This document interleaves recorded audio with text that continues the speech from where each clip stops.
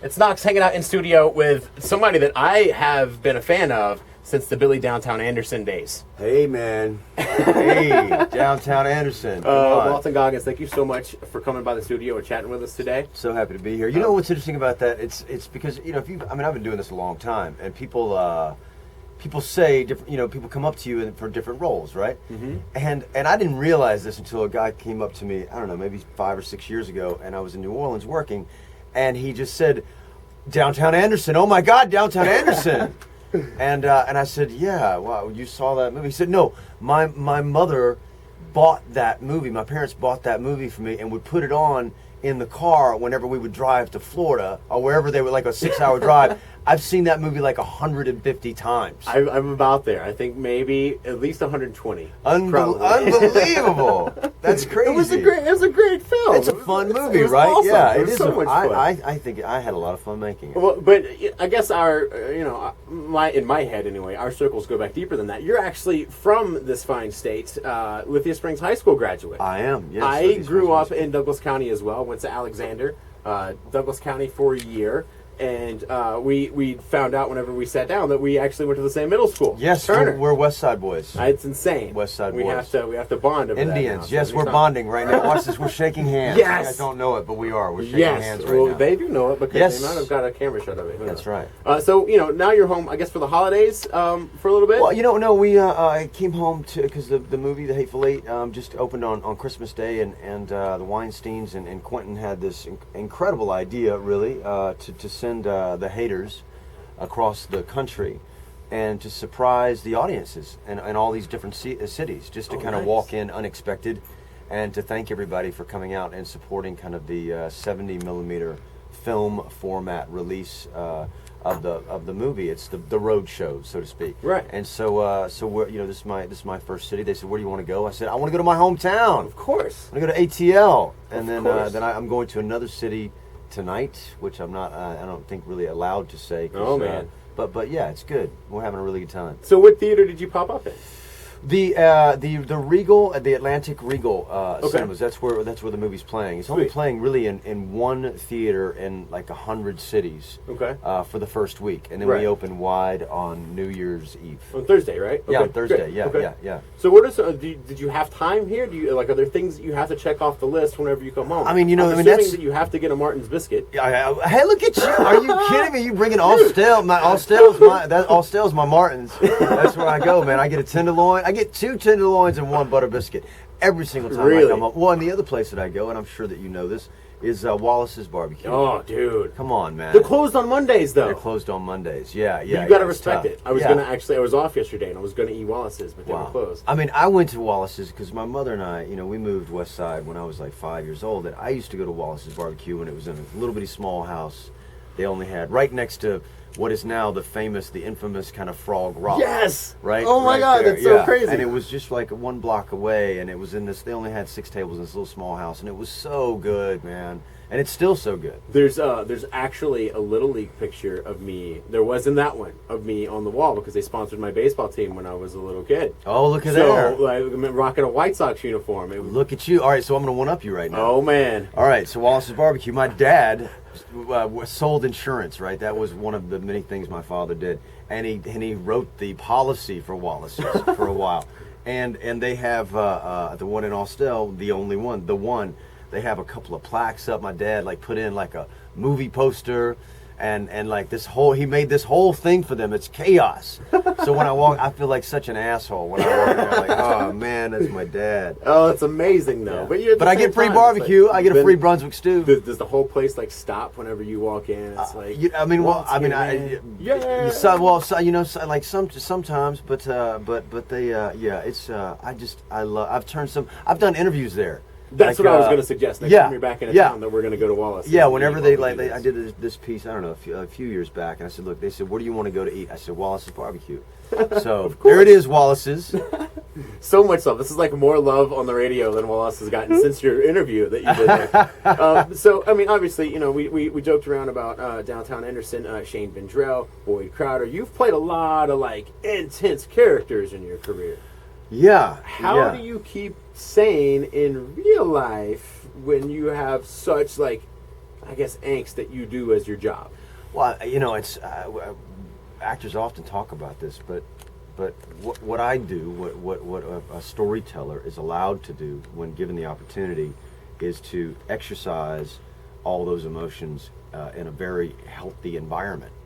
Right. So you don't really carry that shit into your personal life because you go to work. You get paid to do that, paid for drama. Right. And it's what is hard is at the end of a day when you're called upon to do insert emotional unstable situation here, is you transition, and every person in my position has a way of doing that. The same with you. Right. You go from this kind of this one life to your civilian life, and how do you do that? How do you make that transition? Is that with music or a glass of wine or a conversation? Like, how do you unwind at the end of the day? It's photography for you. Yeah, well, yeah, photography, Okay. and traveling. Like after a gig, I take off somewhere in the world and just kind of hang out for 6 weeks to 2 months by myself. Wow. And take my camera, and that's a great way, a great kind of equalizer for me. And then I had a son. And then yeah, so I've got a kid now, and so that's become my way of kind of getting out, because he doesn't play that shit. Like for him, it's like no, hey, you're off. Come look at me. It's about me right now. So yeah, it's interesting how that happens. So the Hateful Eight is huge press throughout this entire thing. You play Chris Mannix. Tell us a little bit about the story, should someone not have seen the previews. Basically, it's set in post-Civil War Wyoming, right? Yeah. A very kind of tough time in this country when people are tired. They're tired and they want to move on, and they don't know where that is that they're moving on to, and Quentin, puts these 8 people in a room who have to be there, who don't want to be there, and they're all desperately just trying to get out of there. And you set up that paradigm from a Quentin Tarantino perspective. You can bet a lot of some stuff's going to go down. That was my question. I mean, obviously, like, when you get a Quentin Tarantino script and he calls you and it's like, hey, you're going to be in this movie. Yeah. I feel like it's an automatic yes. Yes. The answer, yep. Do you read the script and you're like, because I've heard rumors about a Sam Jackson scene that's pretty intense at one point that involves some snow and a naked dude, and we'll just leave it right there. Yeah. But do you read that and you're like, what the hell am I about to do? Like, what is this man having me do? Well, no, I don't think it's not that inflection. It is like, oh my God, what is this man having me to do? It's like that line reading, using your words. It's nobody does it the way that he does, man. And this is his 8th film, and there is no greater architect of tension. Nobody that can write a scene the way that Quentin Tarantino can write a scene, and there are very few people that have been invited on that train. And I don't know, maybe because the cast of Inglourious Basterds and Django were so big, maybe there's 150, 140 actors, right. In total that have gotten this experience with Quentin.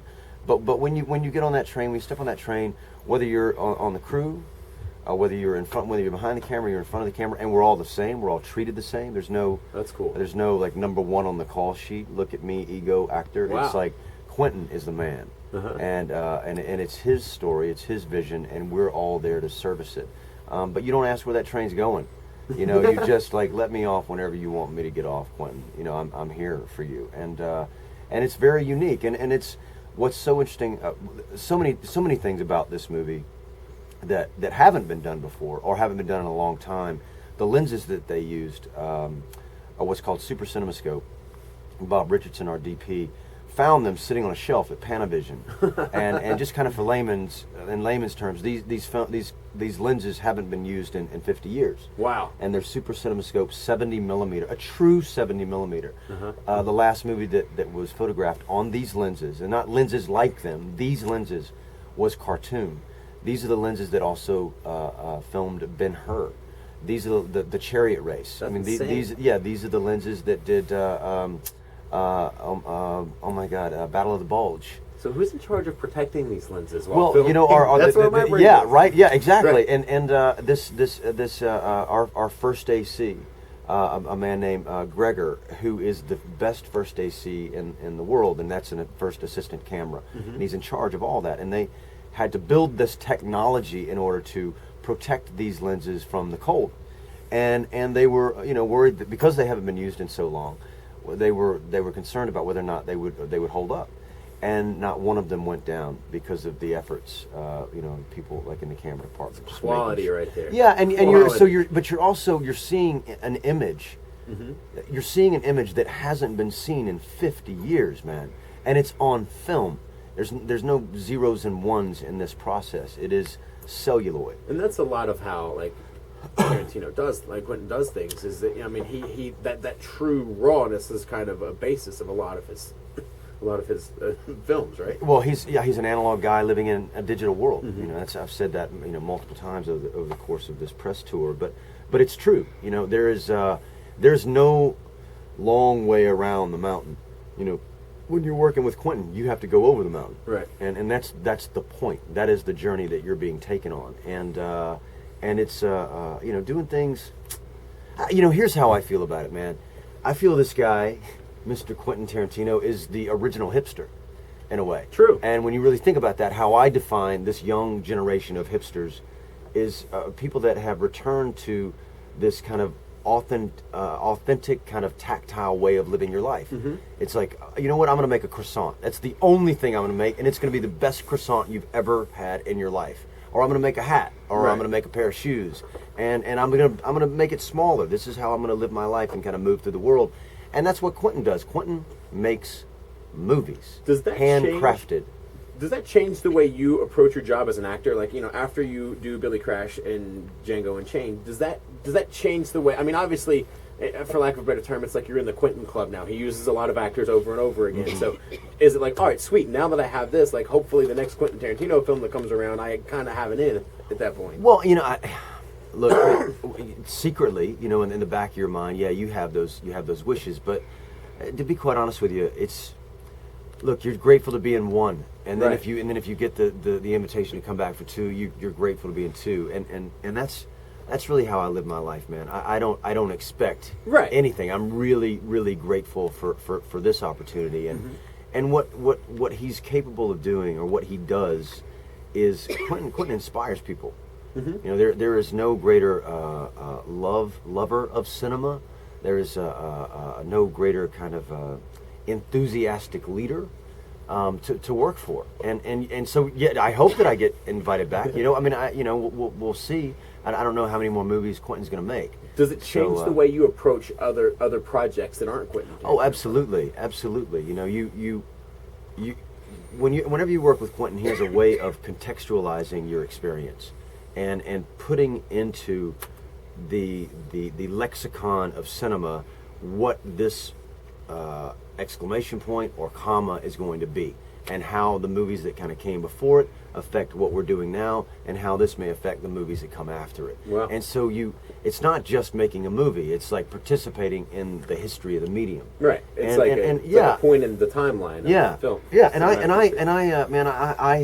I have you take that into to the next job and the next job and the next job and the next job, and luckily for me, I whether I have one scene or whether I have 84 episodes on a television show, every day for me is an opportunity to make art.